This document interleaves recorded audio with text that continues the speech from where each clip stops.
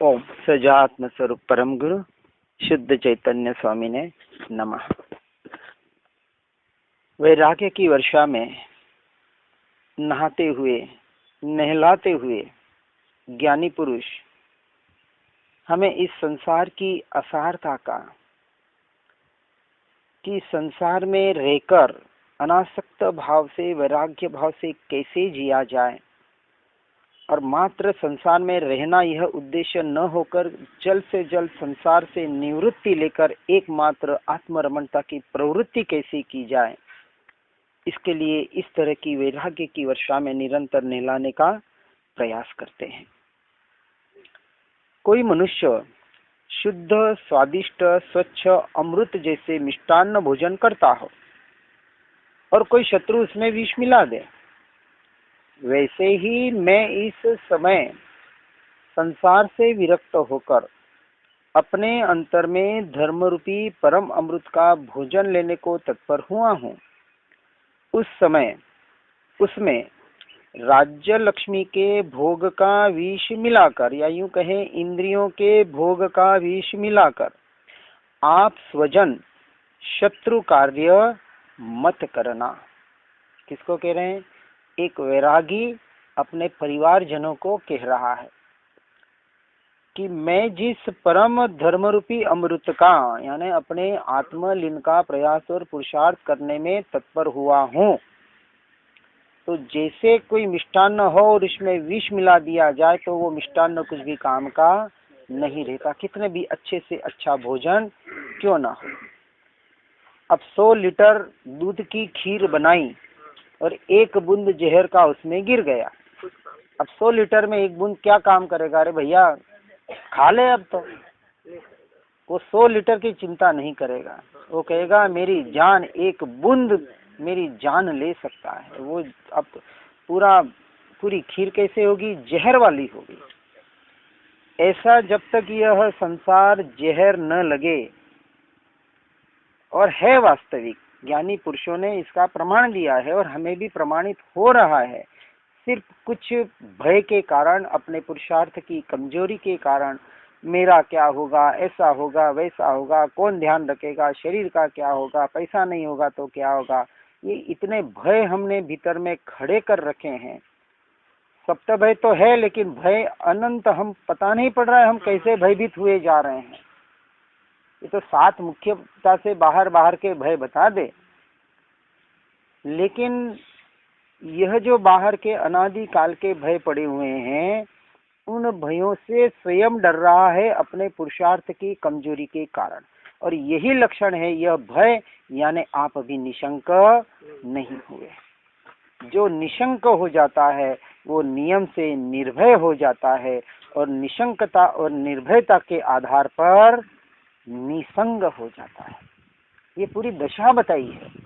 मात्र आत्मा करके भी काम नहीं चलेगा, तो सारे लक्षणों को बराबर समझना है। निशंकता हो गई, मैं आत्मा ही हूँ। निशंकता का लक्षण क्या? यदि मैं आत्मा हूँ तो मेरा जन्म नहीं, मेरा मरण नहीं, मैं अजर अमर अविनाशी तत्व हूँ। मेरा जन्म नहीं, मेरा मरण नहीं, न कोई मुझे सुखी दुखी कर सकता है, न कोई मुझे मार बचा सकता है। यह निशंकता का निर्णय का अर्थ, अब वो निर्भय होना चाहिए। निर्भयता, अब संसार से न किसी से कोई आशा, न कोई इच्छा, न कोई अपेक्षा, ये उसके लक्षण है।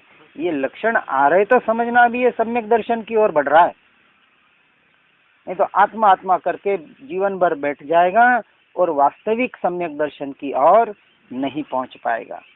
इसलिए मैं तो आत्मज्ञान और सम्यक दर्शन में भेद करता हूँ, बिल्कुल भेद करता हूँ। जैसे शुल्लक और ऐलक 11वीं प्रतिमा के 2 भेद बताए, उसी तरह से चौथे गुण स्थान में प्रारंभिक अवस्था में आत्मज्ञान हो, लेकिन सम्यक दर्शन का विषय अगृहित और गृहित दोनों मिथ्यात्व को जड़ मूल से निकालना है। तो निशंकता के आधार पर निर्भयता और निसंगता जीवन में कितनी आई है, उसका भी हमें साथ में चिंतन करना ही पड़ेगा। जिस प्रकार करवट से लकड़ी कटती है, उसी प्रकार रात दिन के द्वारा तेरी आयु के निषेक क्षीण होते जा रहे हैं। अतः हे जीव, शीघ्रता शीघ्र अपना भला करो, क्योंकि यह ठाट बाट तो यही पड़ा रह जाने वाला है। सभी समझ रहे हैं, पढ़ रहे हैं, एक दूसरे को उपदेश भी दे रहे हैं, लेकिन अपने जीवन में कितना अपना पा रहे हैं, इसका हमें स्वयं से स्वयं को ही चिंतन करना पड़ेगा। जितना उपदेश देना सरल है, उससे कई गुना उस उपदेश को अपने जीवन में उतारना कठिन है। पहले उतारें, इसलिए कहा नहीं दे तू उपदेश को, प्रथम ले ही उपदेश। उपदेश देते वक्त भी यही कहा कि पहले 1 मिनट ये विचार कर लेना। कृपालुदेव ने लघुराज स्वामी को यही कहा था कि 1 मिनट की यह मेरा स्वाध्याय मात्र ऊंचे स्वरों में कर रहा हूँ, मेरे लिए कर रहा हूँ। कोई सुने न सुने, समझे न समझे, ये उनकी बात है, लेकिन मेरा काम यहाँ हो रहा है कि नहीं, ये जो मैं पढ़ रहा हूँ, सुन रहा हूँ, सुनाने का प्रयास कर रहा हूँ, ये किसी और के लिए न होकर मेरे लिए ही मेरा उपदेश है। इस बात से इसको हमें ग्रहण करना है। तो एक क्षण का भरोसा नहीं है, सबको पता है, लेकिन फिर भी अपने को अजर अमर मानकर, यानी व्यवहार की अपेक्षा से, आत्मा की अपेक्षा से तो अजर अमर है, लेकिन अब मेरा आयुष्य, अभी तो मैं बहुत साल जीना है मुझे, अभी क्या धर्म आराम से कर लेंगे, कोई आज करने की वस्तु थोड़ी है। पहले कमा लूं, खा पी लूं, थोड़ा इकट्ठा कर लूं, सब आगे 7 पीढ़ी की व्यवस्था कर लूं, उसके बाद सोचेंगे। अरे भैया, एक पीढ़ी का भरोसा नहीं है। रातों रात अरबपति लोग रोडपति हो गए हैं, हम आंखों के सामने देख रहे हैं, फिर भी जीव जाग नहीं पा रहा है। यदि सूर्य की किरण समूह में कदाचित ठंडकपना हो जावे तथा चंद्रमा में गर्मी हो जावे, वह कदाचित सुमेरु पर्वत में जंगमपना या हलचलपना प्राप्त हो जावे तो हो जावे, वास्तविक ये असंभव है, फिर भी एक बार हो जावे।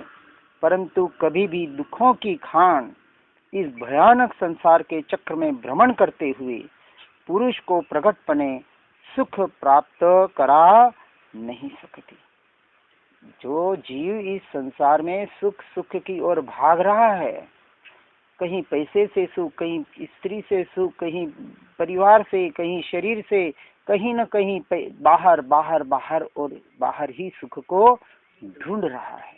जहाँ सुख है, सुख की अनुभूति जिसमें हो रही है, जो सुख स्वरूप है, ऐसे स्वरूप को समझने का प्रयास ही नहीं कर पा रहा है। इसलिए कहा कि बाहर के ये परिणाम कदाचित पलट भी जावे, जो असंभव है, लेकिन बाहर संसार में सुख मिले, ऐसा कदाचित भी तीनों लोक में, तीनों काल में कभी हो नहीं सकता।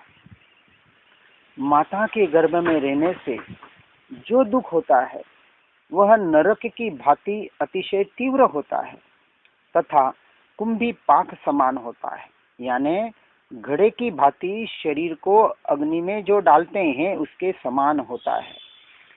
नरक में नारकी जीव अन्य नारकी को खूब तड़पा तड़पा कर जलाते हैं, वैसा दुख जीव को गर्भ में होता है।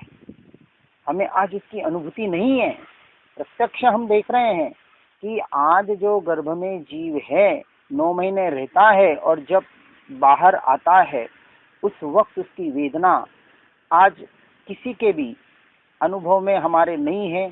आ जाए तो जीव उस वेदना को समझकर उससे बचने का शायद प्रयास कर सके, परंतु स्वीकार तो हम कर सकते हैं कि ऐसे जीव ने गर्भ में दुख की वेदनाएं अनंत बार सही है।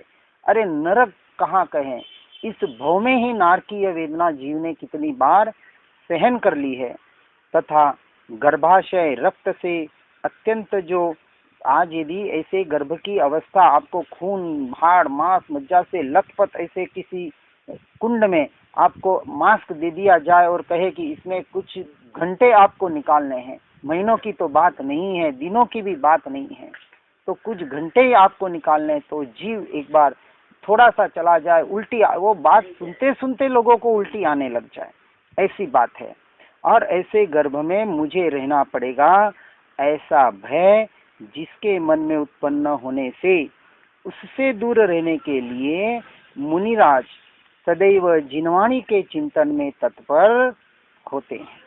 सिर्फ मुनिराज ही नहीं, हमें भी निरंतर यही कार्य करना है। कि जो जिनवाणी माता के द्वारा हमें ये जो सुनने पढ़ने को मिल रहा है, इसको निरंतर अपने जीवन में उतारने का पुरुषार्थ करना है, यदि जन्म मरण से बचना है तो। और पैसा पुरुषार्थ कौन सा? छोटी बाई वाला नहीं, धीरे धीरे। हाँ, अब धीरे धीरे निकालो, अब जल्द से जल्द करना है। एक बार तो कह रहे हैं कि एक क्षण का भरोसा नहीं, और दूसरी जगह कह रहे हैं धीरे धीरे करेंगे। अब कब धीरे धीरे करेंगे? मरने के बाद। तो अब धीरे धीरे की बात नहीं आती है। कम से कम 60 वाले के नहीं, पर 70 के ऊपर वाले के लिए तो बिल्कुल नहीं आती है। उनको तो एकमात्र काम करना है कि सब कुछ जल्द से जल्द सबसे छूटकर, अब क्योंकि ये बात मिली है, महा महा महा पुण्य के उदय से मिली है, और उदय से तो मिली, लेकिन और भी महापुण्य के उदय से रुचि हुई। सबसे बड़ी बात रुचि होना। सुनने पढ़ने को तो लाखों को मिल रही है, लेकिन रुचि वाले जीव कितने हैं? अब हमें रुचि भी जगी है, तो क्यों ना हम उसी रुचि को बढ़ाकर सभी बाहर की रुचियों से अरुचि करते हैं। आत्मा के सिवा सब में अरुचि, इसका नाम आत्मा की रुचि। ऐसा तीव्र पुरुषार्थ अब हमें करने का प्रयास करना ही पड़ेगा। यही एकमात्र सम्यक दर्शन की आराधना का मार्ग है। चाहिए चाहिए जब सब कह रहे, अरे चाहिए के लिए कर क्या रहा है? खाली चाहिए कहने से थोड़ी मिल जाएगा। मुझे करोड़पति बनना है, करोड़पति बनना है, माला गिनते रहेगा करोड़पतियों की, तो थोड़ी करोड़पति बनेगा। तो उतना प्रयास करना पड़ेगा, मेहनत करनी पड़ेगी। यहाँ पुरुषार्थ हम नहीं कहेंगे, क्योंकि पुरुषार्थ तो मोक्ष मार्ग में ही होता है। वास्तविक ये बाहर की तो गधा मजूरी है। पाप की कमाई, इसका नाम गधा मजूरी। पुण्य की कमाई, इसका नाम मेहनत। और शुद्ध धर्म की कमाई, अपने आत्मा की कमाई, इसका नाम पुरुषार्थ। ठीक है, अब हम गधा मजूरी कर रहे हैं, मेहनत कर रहे हैं, या पुरुषार्थ कर रहे हैं, और कितना कर रहे हैं, इसका विचार हमें किसको? घर वालों को। अरे घर वाले तो टांग खींचेंगे, कहाँ जा रहे हैं तू हमको छोड़ के, तू कैसे मोक्ष में जाता है, मैं देखता हूँ। चारों तरफ से वार करे वो परिवार। इसलिए समय समय जैसे तैसे किनारा पर आया हूँ, अब पुनः आप मुझे संसार समुद्र में मत धकेलना। अब कौन धकेल सकता है? कोई न तो निकाल सकता है, न कोई धकेल सकता है। हम स्वयं ही गिर रहे हैं और स्वयं ही निकल सकते हैं, और किसी के हाथ में ये ताकत नहीं है। इसलिए घर में रहना यह निकृष्ट मार्ग है। मैं घर में रह के हम हमारा काम कर रहे हैं, हम स्वाध्याय करते, सत्संग करते, रोज टीवी पे ये सुनते वो सुनते। अरे भैया, घर से कब छूटेगा? तो कहेंगे मरने के बाद। तो ठीक, अच्छी बात है। अब यहाँ अध्यात्म, यहाँ ज्ञानी पुरुष कहते हैं कि आड़ा होके निकले, उससे पहले खड़े खड़े निकल जा, उसमें तेरा कल्याण है। यदि आत्म कल्याण सच्चा पुरुषार्थ करना चाहता है तो, और धीरे धीरे करना चाहता है तो ठीक है, अपनी अपनी योग्यता। अनंत संसार परिपाटी के कारण रूप विवाह आदि कार्य कराने वाले जो अपने कुटुंबी जन, वे ही वास्तव में इस जीव के एक प्रकार से शत्रु है। मारो बेटो नहीं परणियो, मारी बेटी नहीं परणी, 30 साल री वेगी, कई करूं मारो तो कटे मन नहीं लागे। अरे बेटी नहीं परणी, चलो उसका मन नहीं लगे कोई बात नहीं, अरे हमारी पोती नहीं परण रही है, हमें कई करूं, मैं घर छोड़ू, मारे कहाँ कहाँ जीव अटक रहा है। अरे पोती की फिर पड़पोती भी हो जाएगी। करते रहो जिंदगी भर यही, और यही कर रहा है। अरे दूसरे कर रहे हो तो कोई बात नहीं, आत्मार्थी लोग भी यही करने में लगे हुए हैं। कब छूटेंगे घर से, कब छूटेंगे संसार से? ये मार्ग छूटने का है। खाली आत्मा आत्मा घर पे बैठ के करने का मार्ग त्याग वैराग्य न चित्तमा थाय न तेने ज्ञान, अटके त्याग वैराग्य में तो भूले निज भान। बात को बराबर समझना है। जो एक ही बार प्राण हरण करे वह शत्रु नहीं है, परंतु यह तो अनंत बार मरण कराते हैं। कौन? परिवार वाले। इसलिए सबसे बड़े शत्रु तो वही है। इसलिए उन्हें हितैषी मानकर उनके प्रति राग करना अथवा उनके राग में अंध होना कदाचित उचित नहीं है। कदापि निरंतर समझना है। ठीक है, द्वेष भी नहीं करना है। राग नहीं करने का मतलब है चलो छोड़, मतलब न राग करना है न द्वेष करना है। सहज भाव से निकलकर अपनी आत्मा का, अपने स्वयं का कार्य हमें करना है। हर जीव सुनकर समझकर इस मार्ग में निरंतर आगे बढ़ने का प्रयास और पुरुषार्थ करे। इसी भावना के साथ ओम नमः सिद्धम।